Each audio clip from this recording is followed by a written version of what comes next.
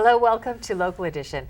I'm Leslie Leyton. Well, the battle lines are being drawn, the redistricting lines in the political arena in the country and locally in our county. And here to tell us what effect that might have in San Bernardino County is Neil Derry. He's a supervisor with the San Bernardino Board of Supervisors. Thanks for being here. My pleasure. It's great to be here. Now, the redistricting process is a little different on the county level compared to the throughout the country on the federal level. Correct. Well, actually, it used to be pretty similar. Politicians would actually write their own districts, and that's the same way it is in the county.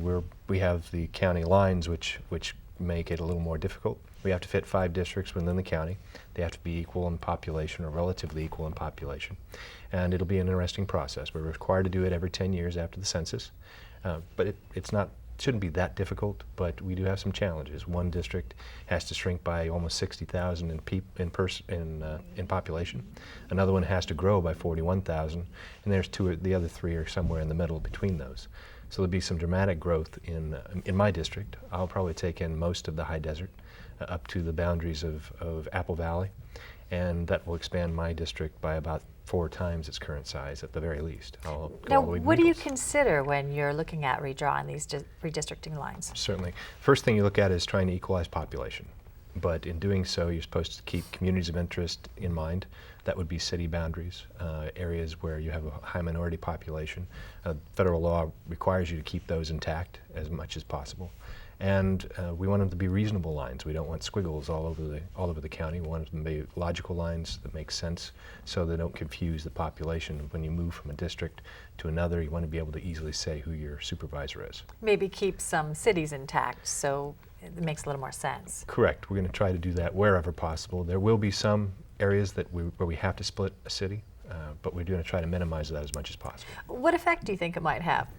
Well, it'll change boundaries. It'll change some small areas of the county and how they're managed. Do you think it will change the political makeup of a particular district? Because some are considered, cohesively right-wing or left-wing or something in some different communities, I don't see the districts changing that dramatically in any way, shape, or form. I think that most of them will stay pretty much with the populations they have with some minor tinkering. Okay.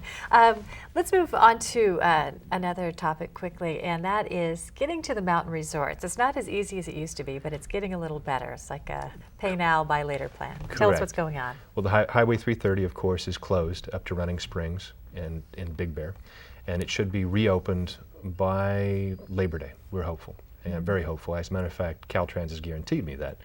And so in the meantime, you still have the 18, you still have the 38 up the backside towards Big Bear, and you have the 18 on the north side coming up from Victorville and those areas. What effect has the construction had on the mountain resort areas? We've had a phenomenal ski season. Yes, it's created a lot of traffic problems, particularly on the 18. That has become the main route up and down the mountain.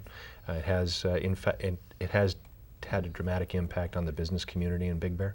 So I would encourage folks that are interested to please come up for the weekend. We still have great deals, and it's a great opportunity, and we have snow on the ground.